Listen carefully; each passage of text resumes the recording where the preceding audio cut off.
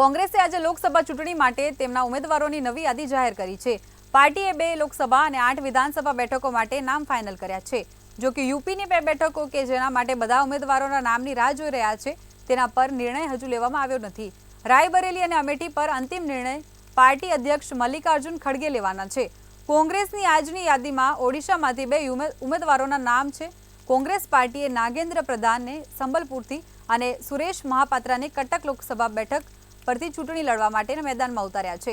સાથે જ પૂર્વ ધારાસભ્ય દેવી પ્રસાદ ચંદ જલેશ્વર વિધાનસભા બેઠક પરથી ચૂંટણી લડશે, જ્યારે મોનાલિસા લેંકા બાલાસોર વિધાનસભા બેઠક પરથી ચૂંટણી લડશે।